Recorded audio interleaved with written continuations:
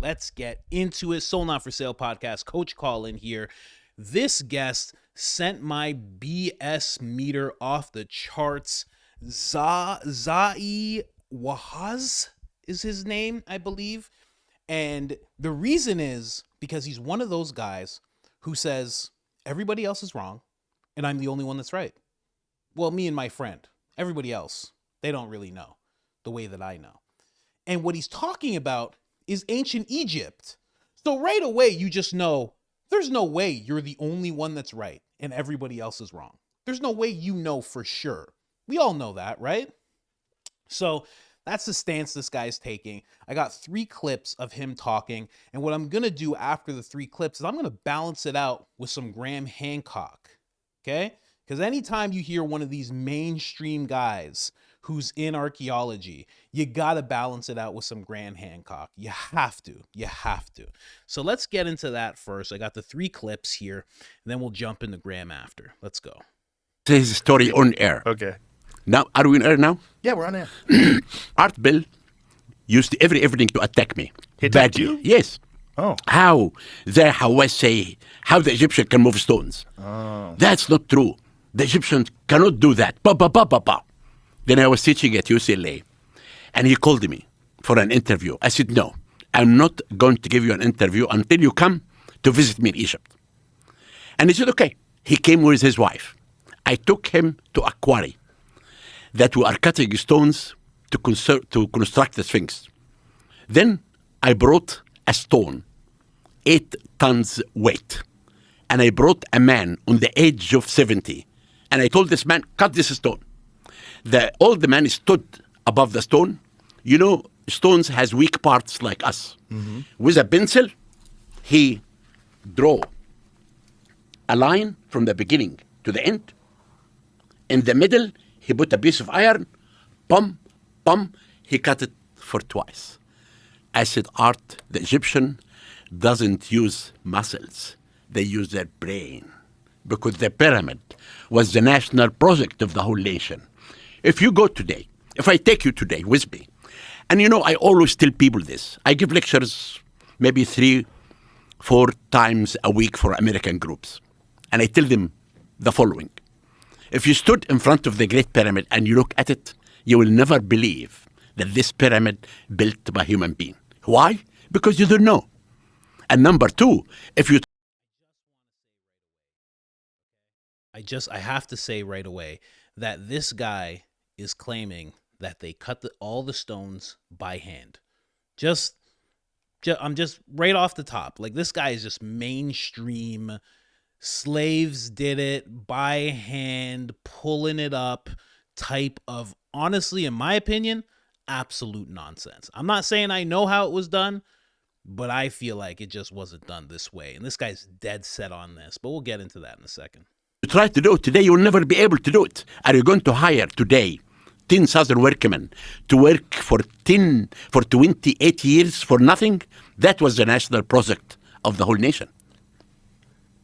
I think Art Bell's real concern was how would someone possibly move those stones 4,500 years ago? Okay. A lot of questions, right? Yes, but can I answer you now? Yes, please. Listen, 2 examples I will tell you. The first example happened a few years ago. I discovered a tomb in a site called Abu Sir. In the top of the tomb, there was a huge granite sarcophagus, 20 tons weight. Okay? Okay. If you come to Egypt, have you been in Egypt? No, I haven't. You have to. If you talk about Egypt, I have to. You have to come. I know. But you have to tell me before you come. I'll come. I will tell you. Now, I promise. I brought on. If you talk about Egypt, you have to come. Does that sound familiar? Why is it that all these experts have that same mentality? If you're going to talk about Egypt so much, you got to come. Only 10 people. Because I called the Minister of Culture. And I told him, we found an intact tomb. And the minister said, wait, I will bring the reporter, the press, and we'll do it live. I said, okay, but I hate to do anything live. Then I came to the site, I brought my workmen, 10 workmen only moved the 20 tons only by wooden sledges. We found underneath another sarcophagus, 10 tons weight of granite. We took the third one and we found underneath a third one, 5 tons weight. We took the 5 tons out and we found underneath a coffin with the mummy. And I told the workmen, put everything back. And I called the minister. I said, you can bring the press. We'll open it live. I never told them that I cheated him.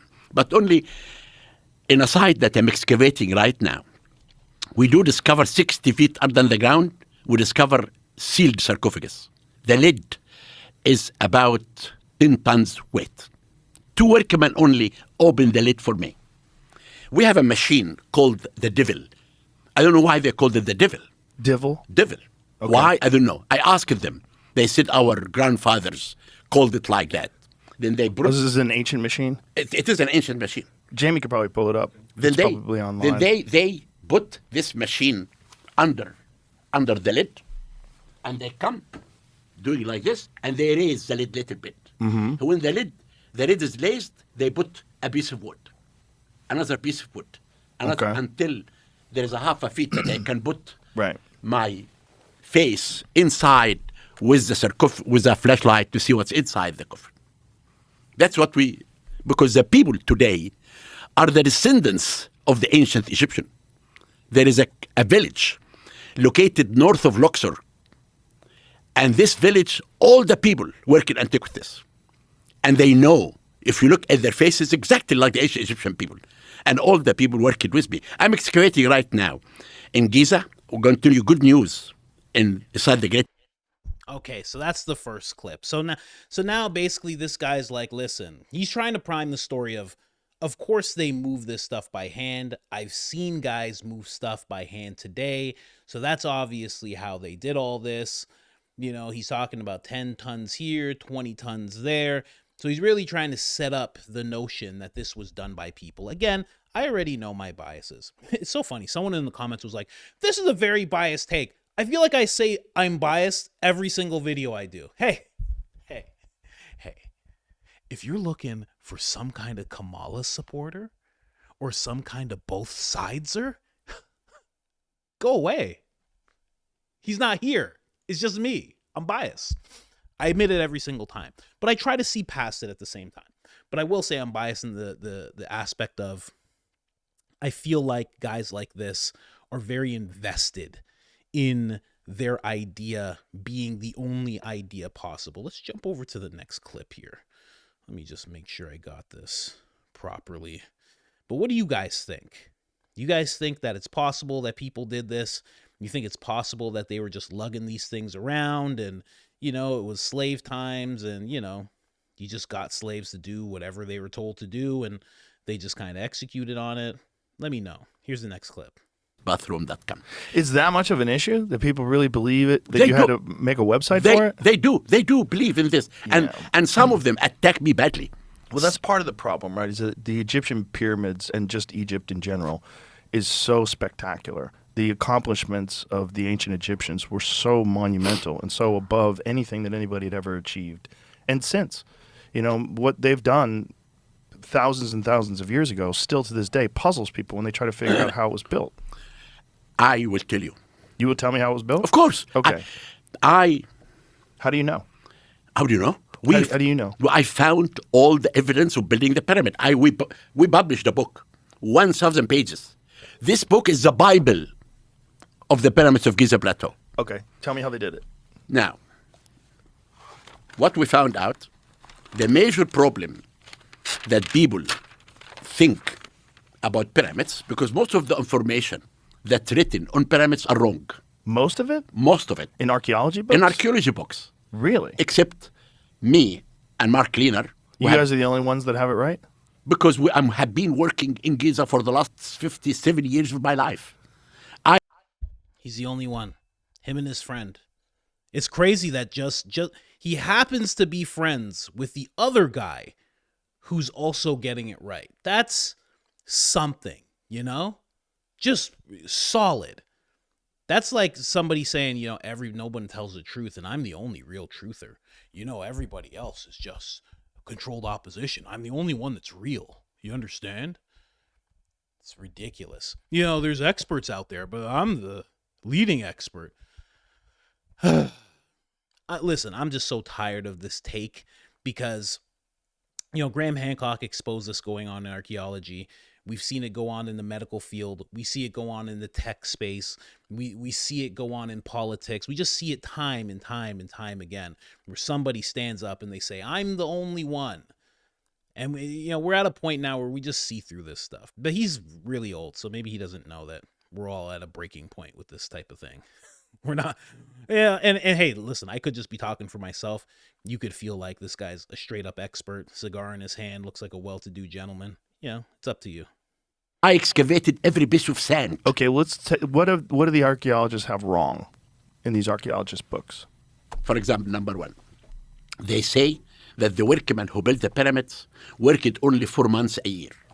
When the flood covered the whole country, the king hired the workmen to work in his pyramid. This is wrong, and I will tell you what's correct. Number two, that the stones used in building the Great Pyramid came from Torah, and Torah is at 25 miles to the east from Giza. And number three, that Khufu ruled for 23 years. And number four, that the stones of the Great Pyramid are 2,300,000 blocks. How many blocks are there? Now, let us talk about number one, the workmen. The workmen. I found the tombs of the pyramid builders only 1 mile south of the Sphinx. A major important discovery that can tell everyone, number one, that pyramids built by Egyptians because of the names that we found inside the cemetery. And they were not slaves. Because your phone? Yes, I have to. Yeah, kill that thing. Kill it. You're right. I always, because I do lots of interviews, I always close it. Oh, I get it. Except for today. And he's on his phone. Come on. Nobody knows how to shut these things off anymore.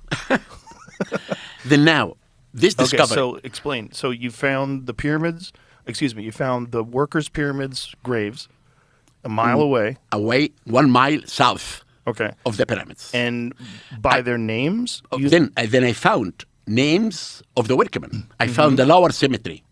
The lower cemetery were for the burial of the workmen who moved the stones. And the upper cemetery was for the technicians. Right. And how do you know this? I will tell you. Okay. Now, the tombs down there are very primitive tombs, built from mud brick, cost nothing. Underneath is a skeleton. And if the skeleton is for a man, he's holding a beer jar. He wants to drink beer in the afterlife. If the skeleton is for a woman, she has a perfume vessels. She wants to have perfume in the afterlife. Inside the upper cemetery, I found 21 titles in hieroglyphic. For example, the overseer in hieroglyphic of the side of the pyramid. Oh, it says that? The overseer of the side of the pyramid? Imera Ges Mer in hieroglyphic. The overseer of the west side of the pyramid. Draftsman, craftsman. So now he's going craftsman. Hold on. The one who stand in front of the harbor. All these titles had to do with building the pyramid. So this is his interpretation, obviously, because how would he actually know? Yeah, I'm not going to let his accent just dictate that he knows and nobody else does. Sorry, I'm not one of those people. I don't go for all that. I'm going to be honest with you here. And then we're going to play this last clip. Let's go. Whole country dance and sing because the king became a god. That's what I call the national project of the whole nation. The 3 millions who lived in Egypt in the time of the Old Kingdom, all of them participated in building the pyramid to make the king as a god.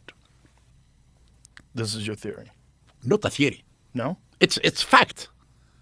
It is a fact. The pyramid was the national project. No, that's not what I mean. I mean, it's your theory that the capstone was put on and... It's not a theory. Yeah. It's based on evidence. I found the scenes. The papyri.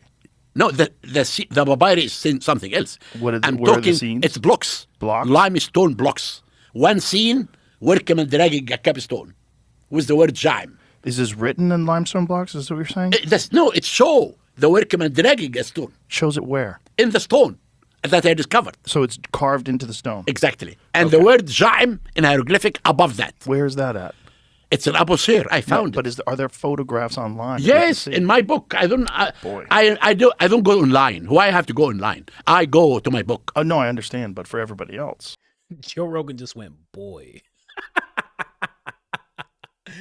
Oh man, I like the energy. that I doesn't think have you immediate should- access to your You should book. really. Did you find them online? It's called the Abu Sir blocks.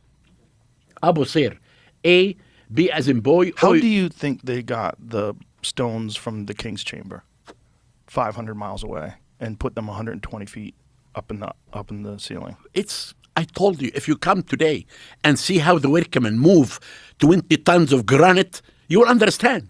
Workers today, Yes, today like yesterday, the Right. same workmen. Okay, right? But no, Joe, we're Joe, dealing with a listen, different listen, time, listen. correct? Like if they're doing it today, they have access to modern machinery. If you don't, right? no, They don't? No, it's everything based on the idea of the national project. They want to make this for the king. I understand the Okay, national project, now, but what I no, don't Joe, understand no, is the physics involved okay, in moving if you don't, 80-ton if- blocks okay. 500 miles through the mountains. If you don't believe on this, It's not that I don't believe. I want just to want to know inside this hold block. on, Inside, hold on. okay. It's not that I don't believe. I want you to explain to me how you think they did it. I explained to you From how- 500 miles away, From- 50 to 80-ton Okay, blocks. this comes through the Nile. You can bring all the stones. Right, but You- the quarries were in the mountains, right? No, the granite quarries in Aswan, and we have cutting of the obelisks and cutting of the stones Right. and cut of everything in the site. And they brought, when the flood comes in July, they bring boats through the flood. They bring us out of the stones to Giza So Plateau. they planned things for the floods, and then they would figure out some sort of a raft system to get them on, and then move them that way. Now, if we now do not believe that this cannot be moved by human being, okay? But on the other side, what I can tell you, inside above these blocks, written the names of the gangs who built the pyramid above the king's chamber. One of the names, Friends of Khufu. I did a 3D few months ago, and we recorded in the 5 chambers that has these huge blocks. We found 2 more names of the gangs. One name called Those Who Are Connected with the Goddess Wajat, and written year 13 of Khufu's reign on the 3rd chamber. I took Mr. Beast with me 2 months ago. I took him and I showed him how these blocks, they were written by the workmen before they moved these stones. Mm-hmm. And in the 4th room, we have the Good God. Another name was year 13 of Khufu's reign. This is when they moved the stones. So I understand what you're saying. So you're saying that they took these stones, they waited for the flood season, they got these stones on rafts, they moved them down the river, they got them to the site. How did they get them 120 feet in the air? You know, again, this is the most important thing. This is the national project. Oh, I understand. It was very valuable to them. I just wondered what technology was used. No technology. Well, technology is tools. Technology is Exactly. levers. Okay, the technology, whatever they had at the time was their current technology. the huge wooden sledges.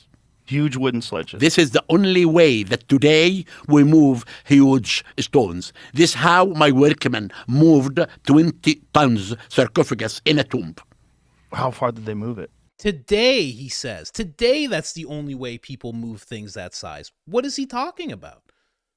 And then when Joe says, how do you think they did it? He's like, national project. He's basically saying all hands on deck. Everyone had to do their part. I get it. But that's not a good explanation at all. That's not even a slightly good explanation. All hands on deck. Everybody had to help out. Even the Pharaoh even had his wife, throw her back into it. This is the way it goes. Everybody, the kids were there, everybody. They got a cooler out, cracked open some Bud Lights. They moved it just a few feet away. Mm-hmm. But we have scenes of how workmen move 60-ton statue, how they move with their sledges. Right. And they draw it. Yeah, I've seen those scenes. Yeah. Then we have all this type of scene that the Egyptian show that. Again, this is the national project. Do you think they wet the ground? Like, do you think that they did something like that to make the ground more slick so they could They do. pull it? Yes. They do that, yeah. Yes. And then, are they using sleds? Like, how do they Sledges. Wooden sledges. Okay. And then they just We have this in slowly but surely pulled it into we, position. we have this in the tombs, Got this it. wooden sledges. Yeah. But let me take you now to what I began to reveal, the secret of Khufu Pyramid. Okay. This guy is a BS artist. That's just me. That's just me. You may know this guy already. You may be like, what do you mean? That's Wahazi. Wahazi's great. You never saw his thing on the thing? Listen, I'm not believing this guy for even a second. I'll look up some of his stuff though. Yeah, I'm not opposed to that. That's for sure.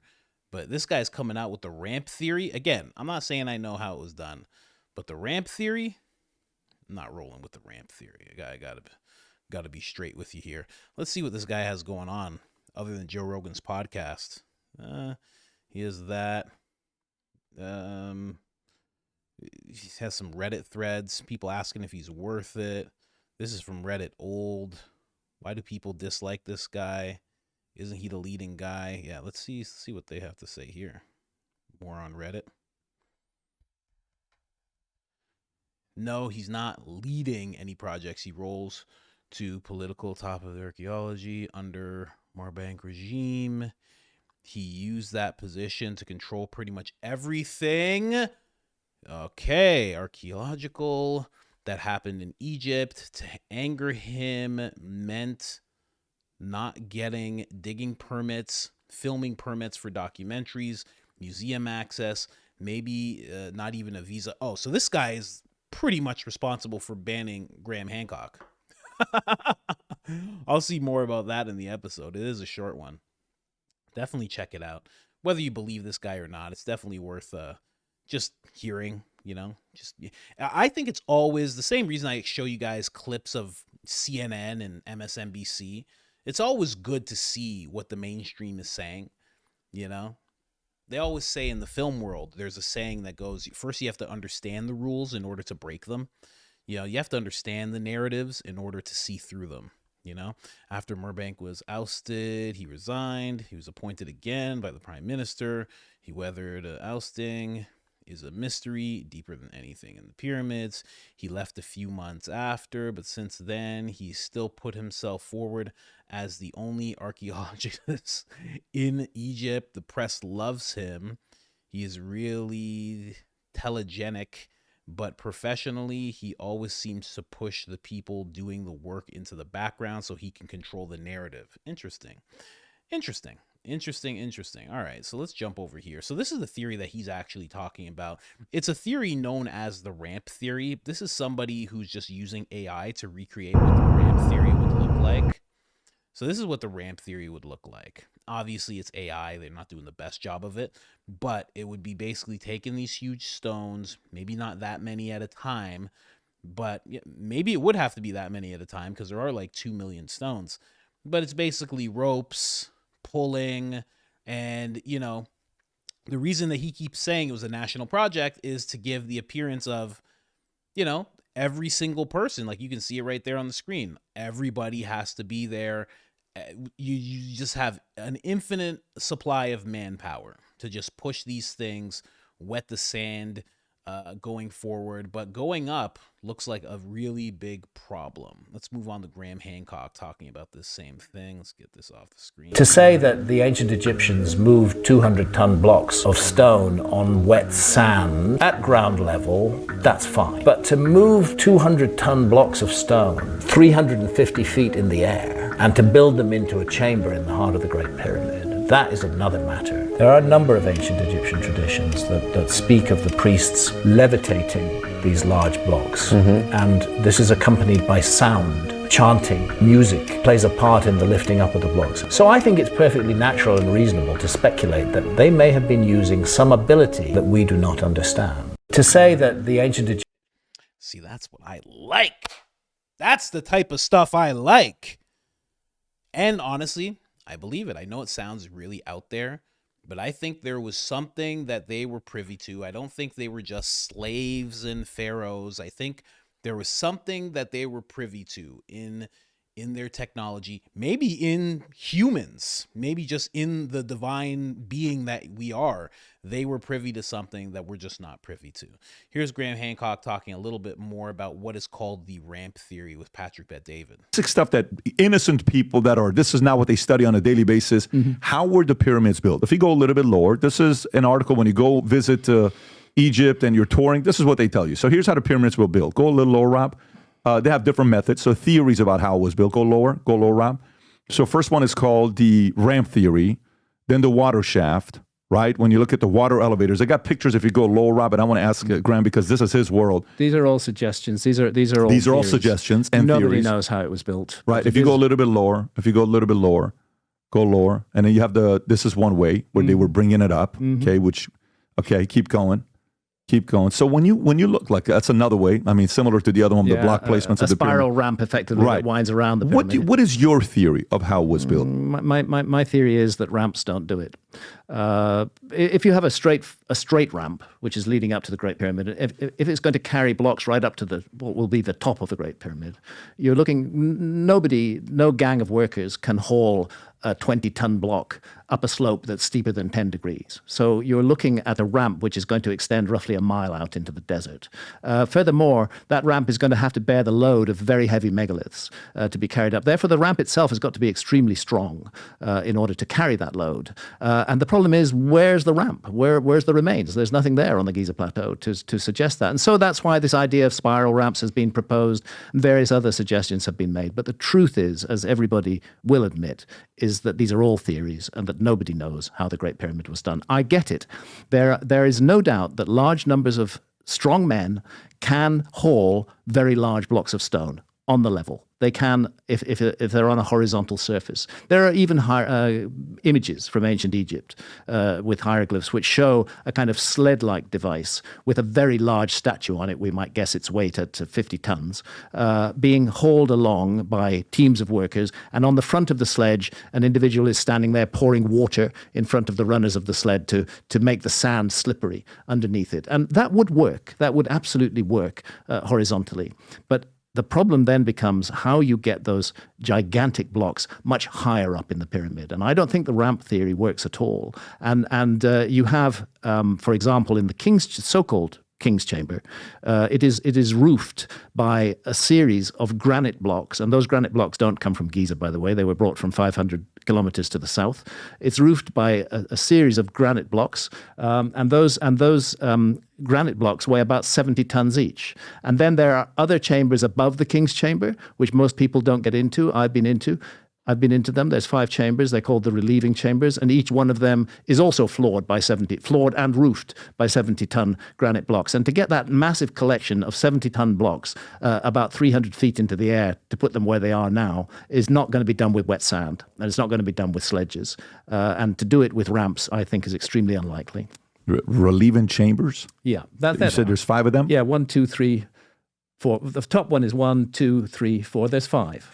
And the first one there, 5, 4, 3, 2, 1. Yeah, there's 5 chambers there. I've been in all of them. The one at the very top, under that gabled roof, that is one of the reasons why. Am I close enough to the microphone? I'm not sure. No, we hear you. Yeah. That's one of the reasons why Egyptologists feel confident in saying that it was the work of Khufu, because in that top chamber there is what is known as a royal cartouche. Each pharaoh.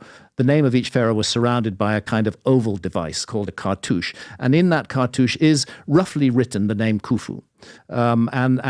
This is considered to be a quarry mark that was put on the block at the time the block was quarried and was never cleared away. You're looking at a cartouche on the left there, but that's not from Khufu's. Well, that is actually Khufu's cartouche, I think. But what you want to see is the one in the relieving chamber, because that is the single piece of writing that Egyptologists rely on to attribute the whole of the Great Pyramid to Khufu. There's a whole other argument. How was that first discovered in the modern era? It was discovered by a British explorer called Howard Vyse.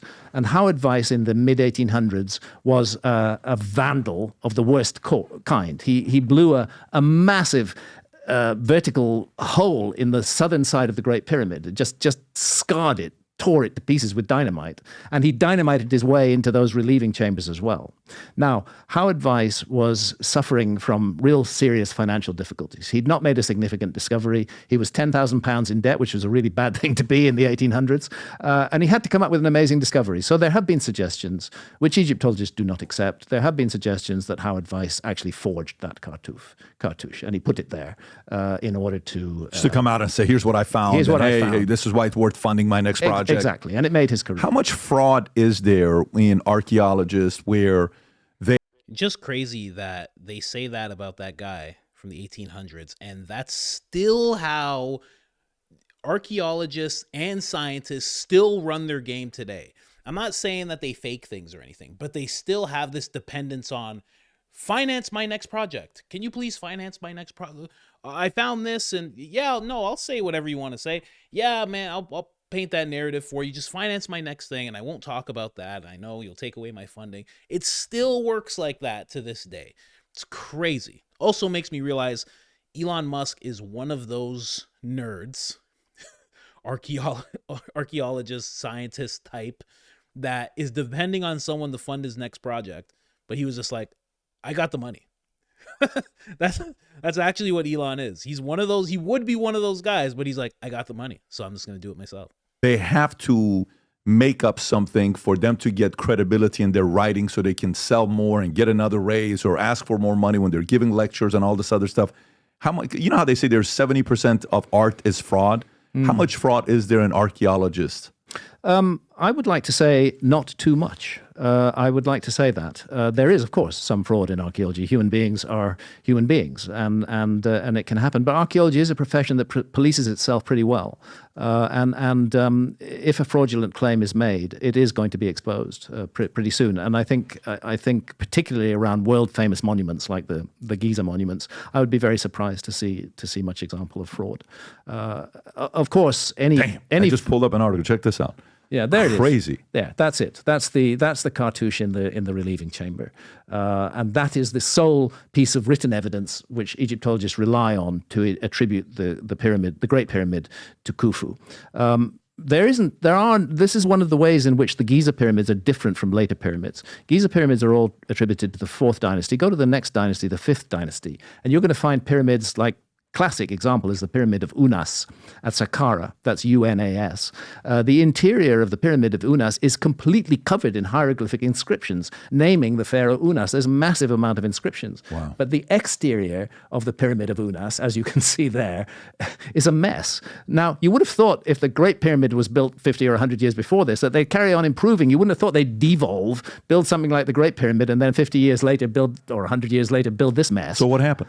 Well, it seems like the ability to build pyramids was confined to a very specific period. And when they'd stopped it, they carried on building pyramids, but they weren't building them to the same standard, but they were doing something different. They were placing inscriptions inside them in detail, which do not exist in any of the Old Kingdom pyramids. This is kind of like we were better at landing on the moon 60 years ago than today. Kind of like that. Yeah, makes sense. But it's interesting because you normally do see a continual evolution, but in this case, you definitely see a devolution. Which, in a sense, it doesn't make sense. When I say make sense, it doesn't make sense. Okay, so let me ask you this. Let's say Graham Hancock is given a unlimited budget and you're hired as the lead guy to go. I just looked up right now, only 10%, less than 10% of findings we've explored of the pyramid. That's what I just saw. If you were given an unlimited budget, open checkbook, a team that you get to put together, and ample time to go investigate everything you can about the pyramid, what would you do? Well, the first and most important thing would be ensure that whatever investigation took place did not damage or destroy anything of great importance. This is something that's not often realized about excavations. When you excavate a site, you effectively destroy that site.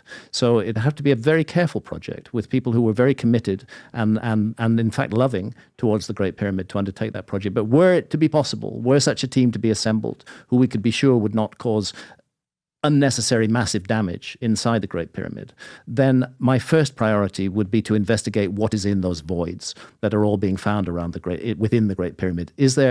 Are there other chambers in there? And if so, which have never been accessed ever by anybody since the pyramid was completed, I would like to know what's in them. That would be my goal. And I hope perhaps we will see that happen in the next 20 years. Do you think there's anything revolutionary there? It's just kind of like we're just learning more about history. Well, I suspect there might be, because it's clearly great lengths were gone to make these places very hard to access. Just like the shaft of the Queen's Chamber that I told you about, which goes, it's like an invitation. It's please investigate me, please explore me, please find out about me. But we are going to set you a series of hurdles that's going to make it very difficult to do that. You've got to earn the right to investigate me. And now that we have this scanning technology, we're getting to the point, at least in terms of our science, where we've earned the right, where we have the ability to ask the pyramid questions and to get answers from it. You're going to think I'm crazy when I tell you this, but the last 13 and a half years, I've been working on my first fiction. That's enough. That's enough, Pat. Always selling something. You gotta really respect it. You know, like I have a clothing company. I don't bring it up enough on here. You know, this guy, he's always selling something, you know, as he should be. Apparently, there was a time where this Zaha guy, this man is a thief. Apparently, he stormed out. This is what the title is. Wahazi storms out of debate with Graham Hancock before it begins. Very interesting. So this guy's 2015. This guy is definitely responsible for Graham Hancock getting banned from Egypt. I don't want to talk to him, and I don't want his name to be mentioned. In academics, there is He's not academic. He is nothing. In academic world, we do not do ad hominem arguments. We do not debate the matter. Listen, we debate the matter. The matter is debated really and it's closed. It is debated closed. It's closed in Chicago by all Australians, by everyone. Then you don't want to hear anything like that. Exactly, I don't want to hear it. Shame on you. It's connected. No, please don't say this to me. It is true. Because don't say this word to me. It's a shame on you, not on me. To have an open discussion about all matters. Don't talk to me. Please, go away from me. Shame on you. Why do you say shame on me? Because Why? you should be able to openly discuss. I don't want this man did bad things. I don't want to hear his name. This man.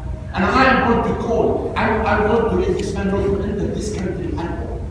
Because he's a cop. It's not my own business. Really, we should be able to have. Please, I don't want to talk to you. Please, leave me alone. Don't talk.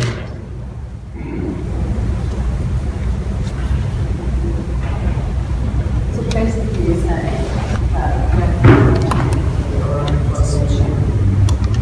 why someone talk about a killing of someone else? Why? Why is talking about a killing that has been closed? Why have to open the theory again? The theory is not closed. It is closed. No, it's not. Everywhere. And I don't know why we talk about it. It's not. It's his fucking thing. Why do you talk about it? It's you not. have to present your own theory, not to present the It theory. is not closed, Zahi. Okay, I closed it. And I am all presenting- academic world closed it. I am presenting my own theory. Okay, I'm not going to attend this. I have I'm written going to books give with my Mr. talk. Bowman. I'm not going to attend this. Even before a word is exchanged, one image, and Mr. Hawass leaves the room. Shame. I knew this guy was like that. I knew it. I knew it. The second I heard him in the first 5 minutes of Joe Rogan's episode, I knew that he was the type of guy to be like this. Completely closed off, because the theory being opened again gives him a possibility of being wrong. He can't give lectures in Canada and the US like he is right now. I was looking at his website while I was going through this whole thing. He can't give his lectures anymore. His books don't sell as much. He now has to establish a new theory, etc., etc. That's why he's like this. I knew he was like that. He's like, oh, me and my friend, we're the only ones that get it. Oh, no, this is not a theory. These are facts. Everything he has to say is a fact. Anything else is already a closed matter and shouldn't even be brought up. And he storms out of the room. I knew it. I knew it the second I heard him talk. I'm here. I'm willing to debate. I do believe this is a great shame for Egyptology. But he does not want to talk about the wrong. Well, I'm sorry, Bobal is central to the alternative argument. Yeah. We cannot have a discussion without Bobal.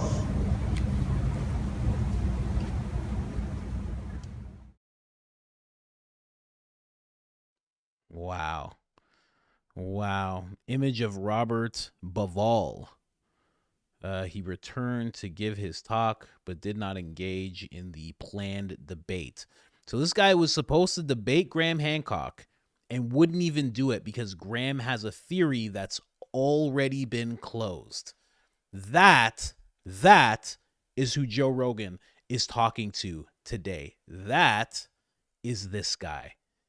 Man, still worth a watch just because I love the Joe Rogan podcast, but just know who this guy is. Just know what this guy is. He's the exact person that has been getting Graham Hancock banned from places, branded as a pseudo-archaeologist, a conspiracy theorist, a racist, etc., etc.